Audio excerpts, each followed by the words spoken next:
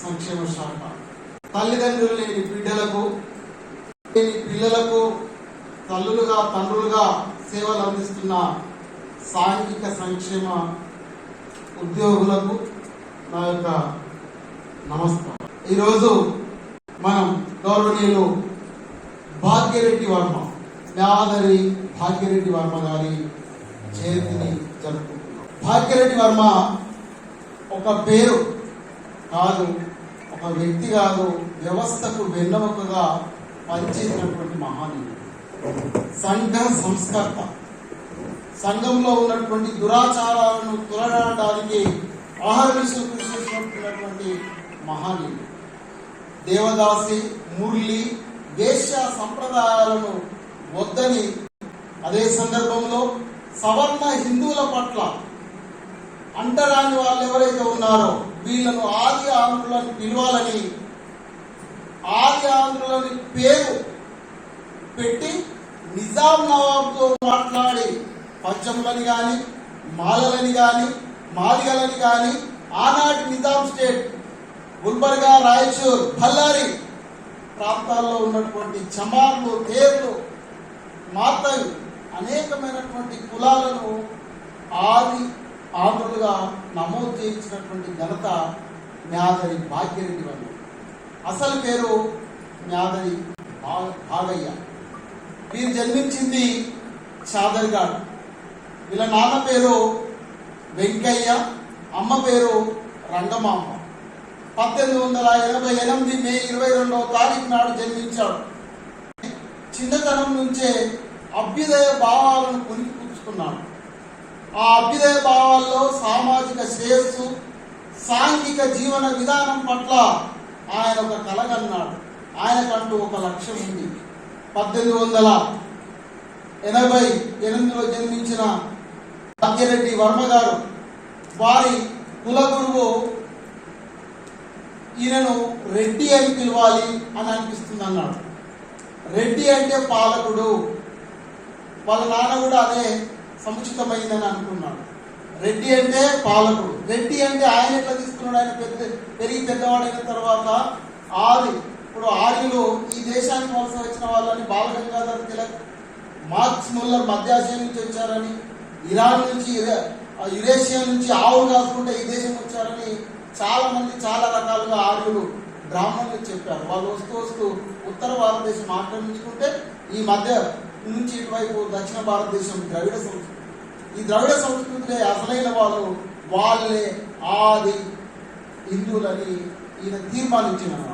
వాళ్ళు రాకముందు మేమే మూలవాసులం, మేమే ఈ దేశాన్ని పాలించినాం కాబట్టి మేమే అసలైన వారసులం అని రెడ్డి అనే పేరు తొలగించుకోవడం జరిగింది. ఆయన కుటుంబ గురువు చెప్పిన మాటను అనుసరించి రెడ్డి అంటే పాలకుడు, కాపలాదారు.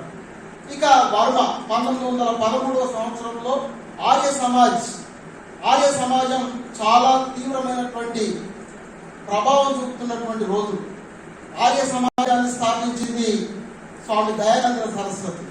ఆయన హేతువాదంతో, ఆయన అభ్యుదయవాదంతో సంఘ సంస్కర్తను ఆధ్యాత్మిక చింతనతోటి ప్రవేశపెట్టాడు.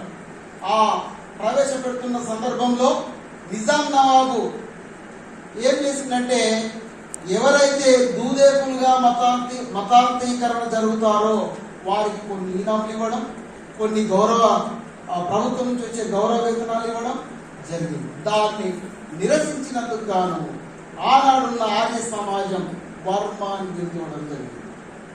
సో అట్లా న్యాయవాది భాగ్యరెడ్డి వర్మగా పేరు మార్చుకోవడం జరిగింది. 1906లో జగన్ మిత్ర మండలి స్థాపించారు. అది 1911లో మన్య సంఘంగా మారింది.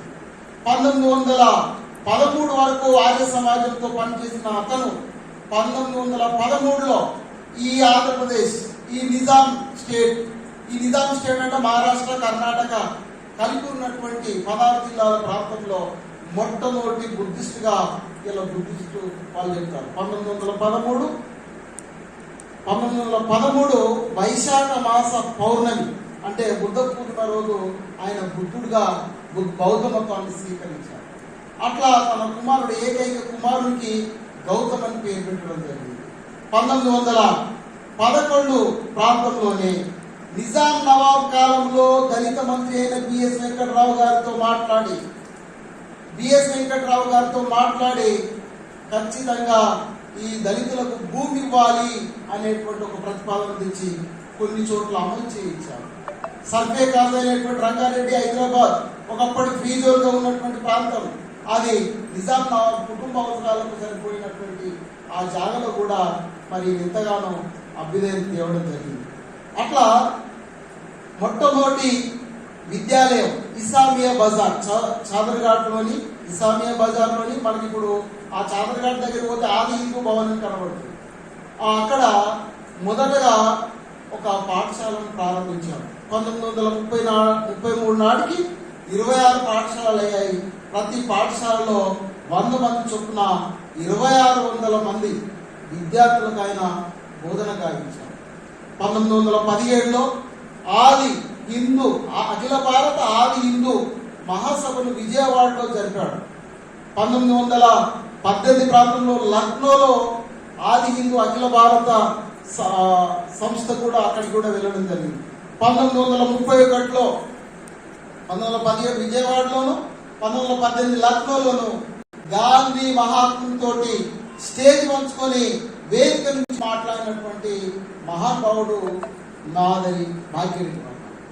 అట్లా ఆయన ప్రసంగాలు ఆయన జీవిత కాలంలో 3348 ప్రసంగాలు అయ్యాయి. ఆయన చేసినటువంటి కృషికి వర్మ బిరుదు ఎట్లా ఇచ్చారో చాలా బిరుదులు ఆయనకు రావడం జరిగింది. 1931లో అక్కడ పూణే యాక్ట్ జరగడం కోసం లండన్కి ఎవరు వెళ్ళాలని మళ్ళా గుల్లాలు పడుతున్నటువంటి సందర్భంలో మన తరపున అసలైన నాయకుడు doctor Bhimrao Ramji Ambedkar is the best personality from our different classes, so ఈ విల్ అని ఆయనను అట్లా లండన్కు పూణే యాక్ట్ జరగడం కోసం పంపించడానికి ప్రతిపాదన చేసినటువంటి మొదటి వ్యక్తిగా మనం భాగ్యరెడ్డి వర్మ గారిని చూస్తాం. సో అట్లా ఈ సంఘంలో, ఈ సమాజంలో ఆయనకు ఈ విధమైనటువంటి కృషి చేయడం జరిగింది.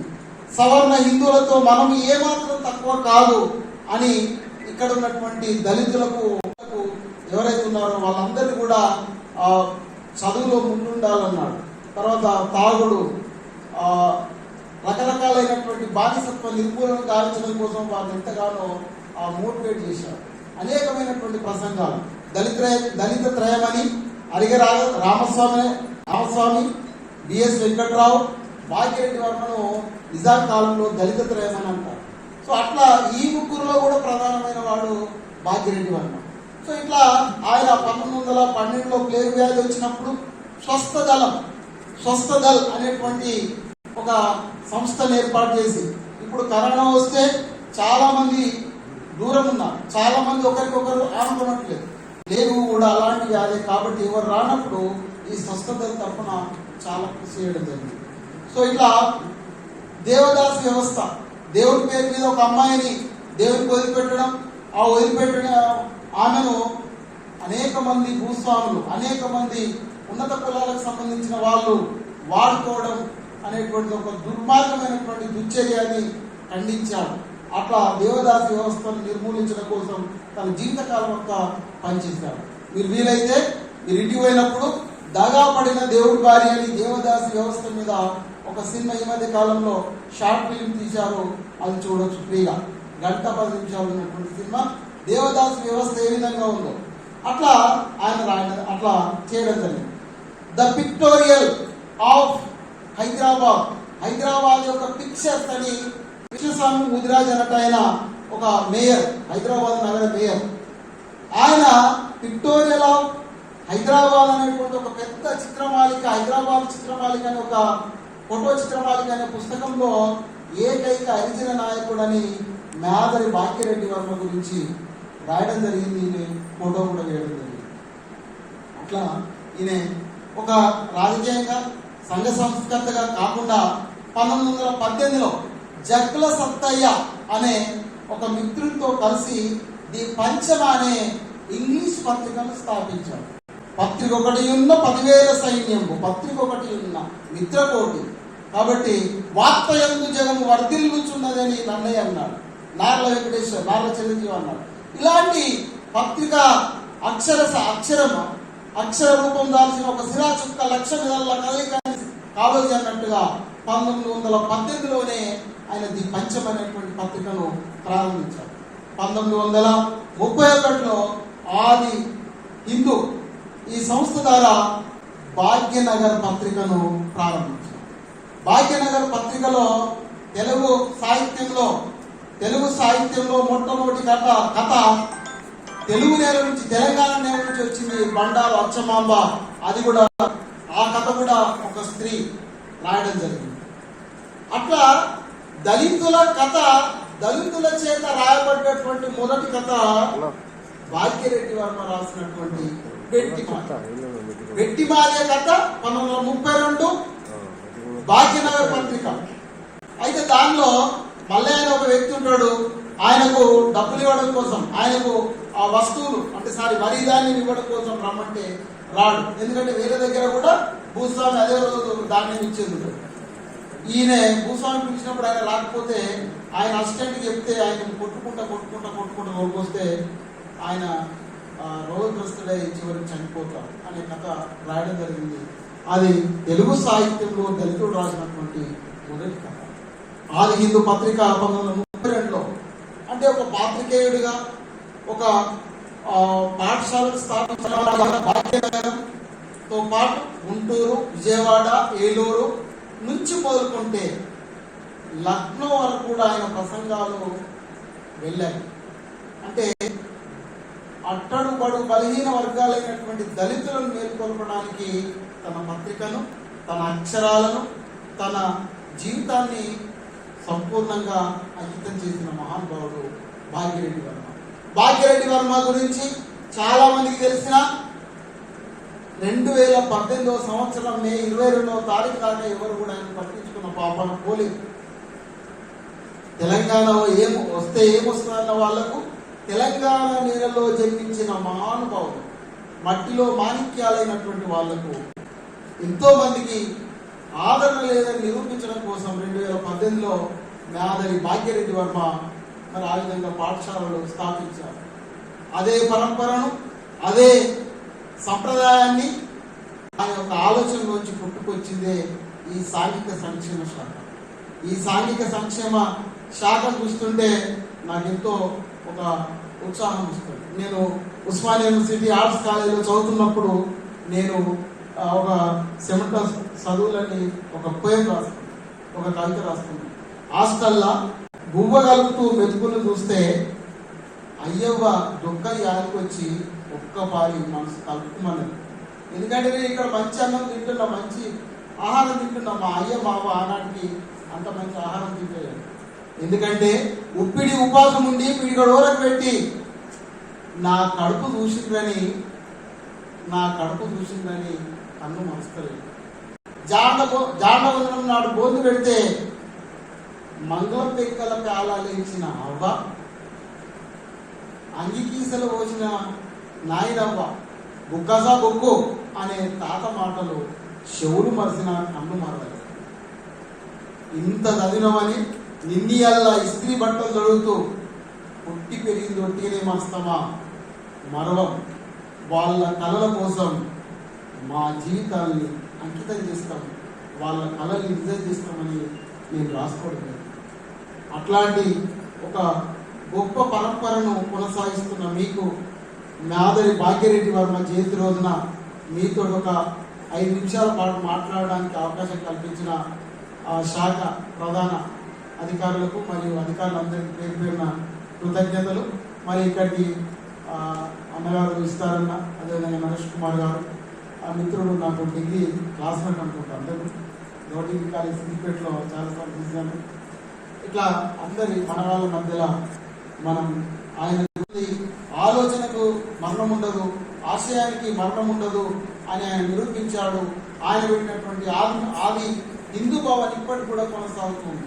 1888లో జన్మించినటువంటి మహానుభావుడు 1939 ఫిబ్రవరి మాసంలో క్షయవ్యాధితో చనిపోయాడు 51 సంవత్సరాలు.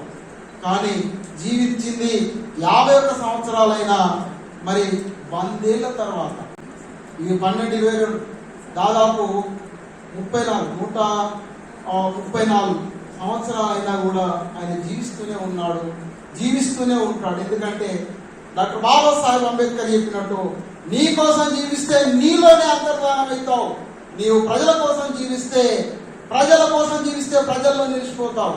నాకు తెలుసు మాంకాలి సార్, వాడని వెళ్ళే సార్, వీళ్ళు పిల్లల్ని శనగల పొంటి సేర్ల పొంటి తిరుగుతున్న పిల్లల్ని తోలుకొచ్చి అరే బిడ్డ నువ్వు చదవాలి రాని హాస్టళ్లలో కూర్చుండబెట్టి వారికి ఆ అన్నం పెట్టి చదువు చెప్పినటువంటి మహానుభావులు వీళ్ళు. ఆ వారసత్వాన్ని పొందుపుచ్చుకొని మీరు మరి అనేక కార్యక్రమాలని అభ్యున్నతి కోసం పాల్పడుతున్న మీ అందరికీ నా యొక్క నమస్కారాలు, జయభీములు. మరి భాగ్యరెడ్డి గారి ఆలోచన విధానంతో మనం ముందుకు పోవాలి. ఆ క్రమంలోనే ప్రభుత్వం కూడా కొంత కృషి చేస్తుంది, చేయవలసింది ఇంకెంతో ఉంది. అయితే ప్రభుత్వాలు అన్ని చేయొచ్చు, చేయకపోవచ్చు. మన వరకు మనం విచక్షణాత్మకంగా మా మలేషియన్ సార్ పిల్లల విషయంలో నేను ఇందిరాగాంధీ స్కూల్లో టీచర్గా పనిచేస్తున్నప్పుడు ఏదైనా ఇష్యూ అయితే చక్కగా సార్ చేస్తా, సార్ అని సారు ఒక గార్డెన్ లాగా, ఒక పేరెంట్ లాగా మాట్లాడతారు. నేను చాలాసార్లు మాట్లాడాను. అంటే ఆ పిల్లల తల్లిదండ్రులు ఎక్కడి నుంచో నారాయణలో ఉంటారు, కానీ నేను ఏ విషయమైనా వెంటనే మేము పిల్లల తల్లిదండ్రులకు చేయాల్సిన సమయంలో సార్కి చేస్తాం. సార్ కూడా చాలా స్పష్టంగా మాట్లాడతారు. అంటే ఇది ఎవరో చెప్పాల్సింది కాదు, మన వృత్తి బద్ధతకు ఇది తార్కాణంగా నిలుస్తుంది. అలాంటి మహానుభావుల జయంతిని ఈరోజు కలెక్టరేట్లో, సిద్దిపేట కలెక్టరేట్లో బహుశా మొదటిది కావచ్చు, అది జరుపుతున్నాను. మీ అందరికీ నా యొక్క జేబీలను తెలియజేసుకుంటూ ముగించుకుంటున్నాను. Thank you.